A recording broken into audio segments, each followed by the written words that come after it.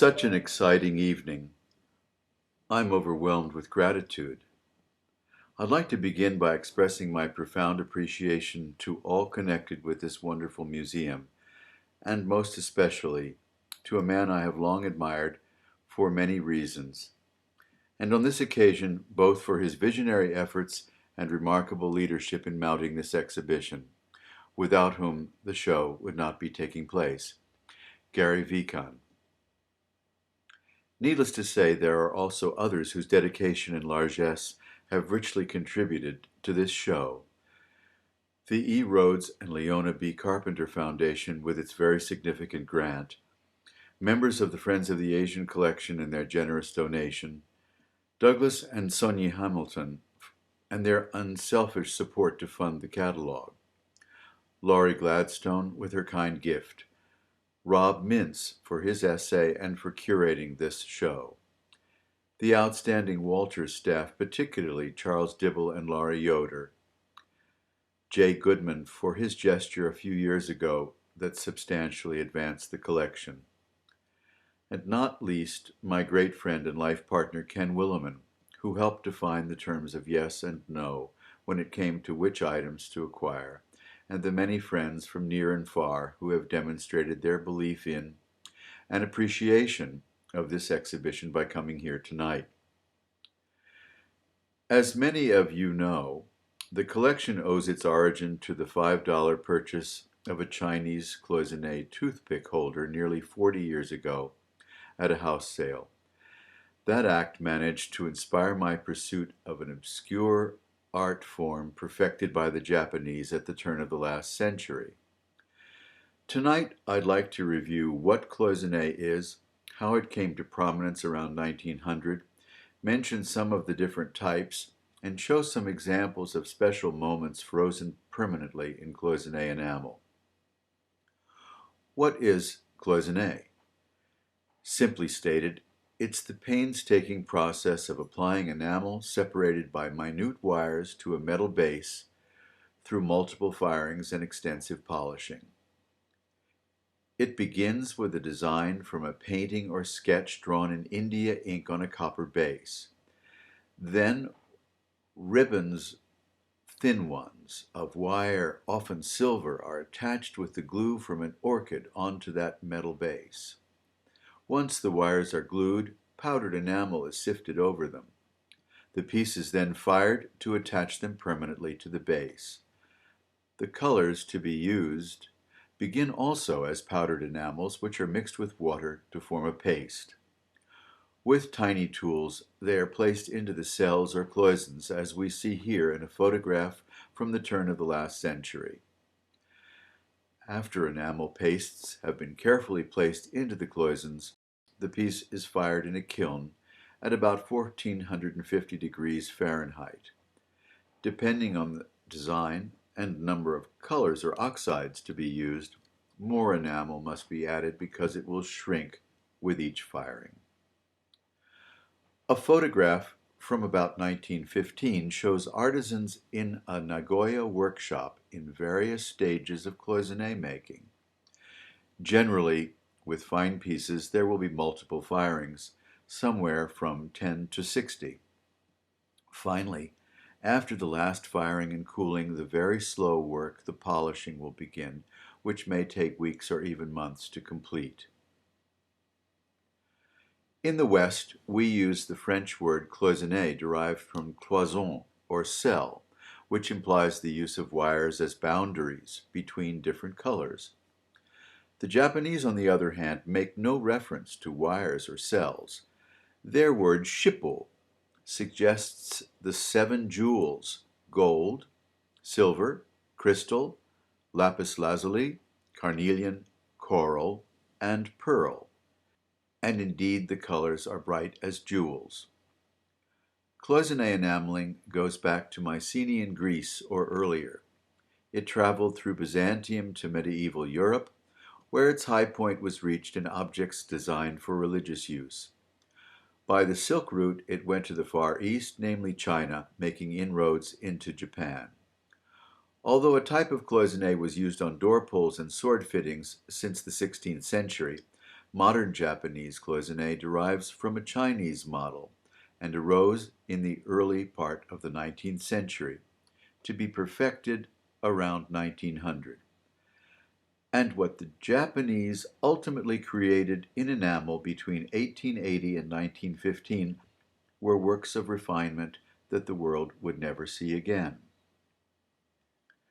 Soon after Commodore Perry's famous visit to Tokyo in 1853, which had the effect of opening doors closed for 250 years of isolation, the Japanese began to yearn for a new role, joining ranks with the world powers.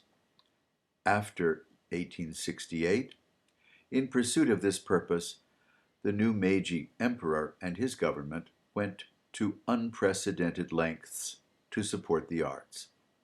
They began to infuse traditional arts like metalwork, ceramics, lacquer, and cloisonné with expertise gained from European scientists in order to appeal to the emerging world market. And they lavished huge amounts of money on the arts. With their new wares, the Japanese pavilions at World's Fairs from 1873 to 1915 astonished and tantalized buyers in Europe and the US. As objects of virtue, cloisonné items were exported to adorn fine homes in the West. They were collected, well, mostly just because they were beautiful. And from the beginning of the peak period, sometimes called the Golden Age, they were expensive, often costing as much as a car or a small house. In time, the quality changed to accommodate tastes of a growing middle class, and cloisonné plates and ashtrays could be purchased in department stores here and abroad. As people of means began to visit World's Fairs and travel abroad, they were often captivated by the artistry, complexity, and beauty of fine cloisonné objects, sometimes very tiny ones, even less than 3 inches in height. Here, in this little scent bottle, Namikawa Yuzuki has drawn butterflies in minuscule silver wires and leaves, flowers, and borders in gold.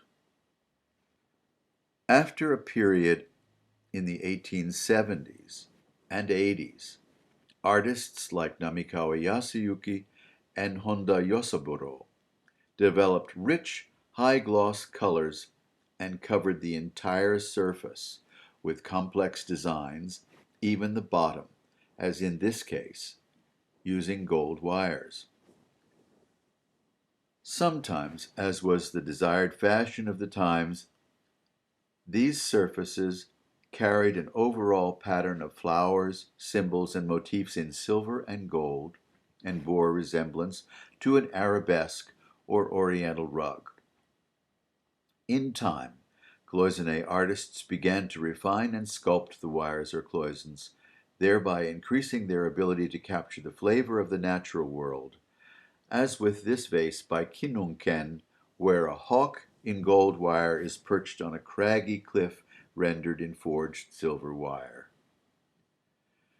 Soon, artists began also to hide or remove the wires in order to reflect perspective and to gain a painterly effect, as in this calling card tray by Namikawa Sosuke. The wires that remain have been carefully left for emphasis in the eyes and the beaks.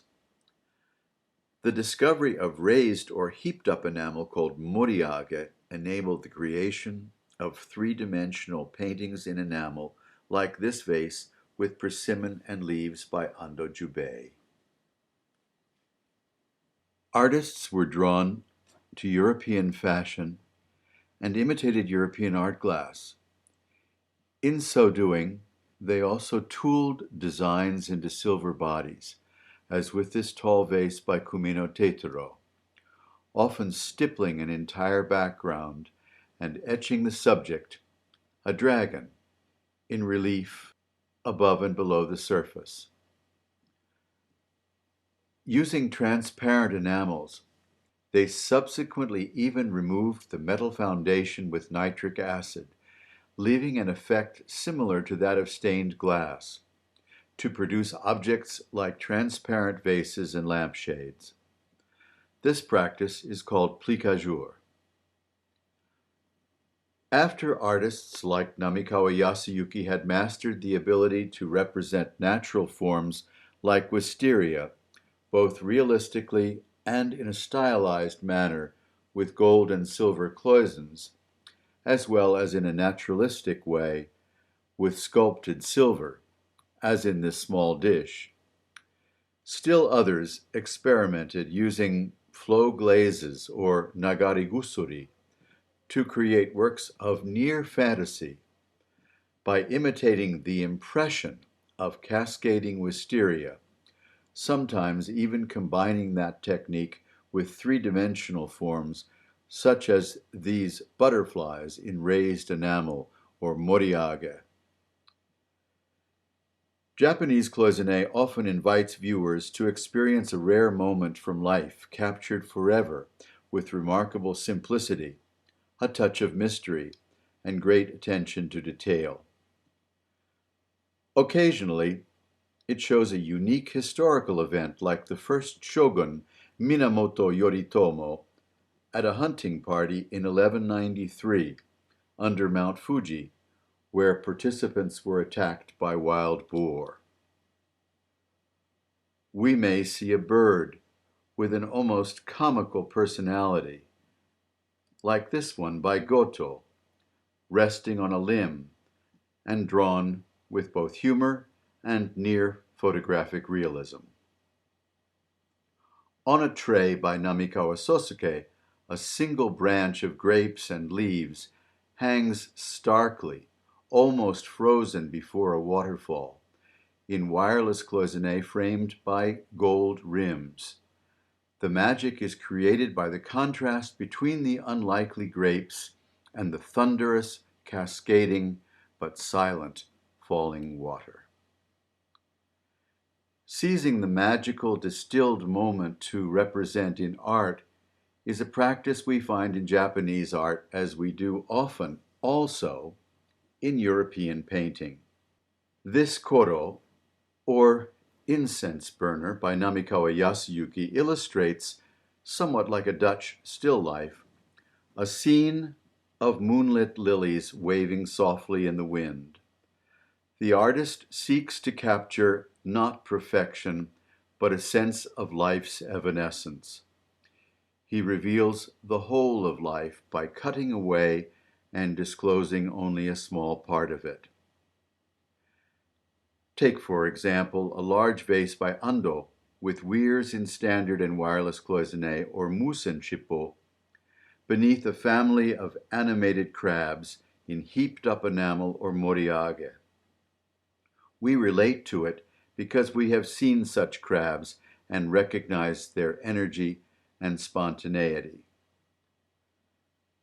Some artists created a microcosm that we may enter quietly for a moment to observe more closely. Here, on a box by Hayashi Tanigoro, is a quail in a typical naturalistic scene by a stream and scratching itself. As it does so, a nictitating eyelid appears and rises in reaction to the bird's effort to relieve the itching sensation. In a different but equally intimate scene, Namikawa Yasuyuki depicts fall and spring in sculpted gold wire by showing a bird in a maple tree, and then again with plum blossoms and bamboo. As we enter this microcosm, we witness a tender sight. As the bird is suspended from a section of gold wire bamboo, bending the shoot under its weight, and almost imperceptibly turns its breast to our view, we also sense its fragility and its vulnerability. On this large pair of vases made by Namikawa Sosuke, several ducks in snowy reeds splash and dive beneath the water. Here the head and neck of one diving is wrought naturalistically in wireless cloisonné or musenshippo. This is indeed a painting in the round, and best experienced by walking around it. On this vase by Hattori Tadasaburo, lightning bugs climb upon plantain. As one firefly lights a leaf, we see that it is rendered in raised enamel or moriage, and the small illuminated area is executed in wireless cloisonné or musenshippo. Have lightning bugs ever seemed so real in a work of art? Occasionally, an artist demonstrates his virtuosity by sculpting minuscule sections of precious metal to create hundreds of petals, as in this all-gold wire rendering of Patrinia, a common weed which grows alongside the road in Japan. An entire world of Patrinia emerges from lotus bulbs formed by three-dimensional enamel or moriage, and gold dragonflies encircle the interior. In this scenic vase interpreting a painting by Kawai Gyokudo in the Tokyo National Museum, two travelers are depicted in moriage as they move through a misty landscape of wireless and standard cloisonné, with mountains in the background and a waterfall in moriage cascading into our own space in the foreground. We sense both the tranquility of the travelers and the thunder of the rushing water. Finally, we look at a moment captured from life or fantasy forever. Perhaps no example in the collection more poignantly shows the artist's ability to distill that magical moment than this small vase by Namikawa Yuzuki. In it, the rocks have been rendered in sculpted silver wires to simulate brush strokes, and the clear blue negative space creates an unrelieved tension, with seagulls flying above roiling waves to a destination unknown.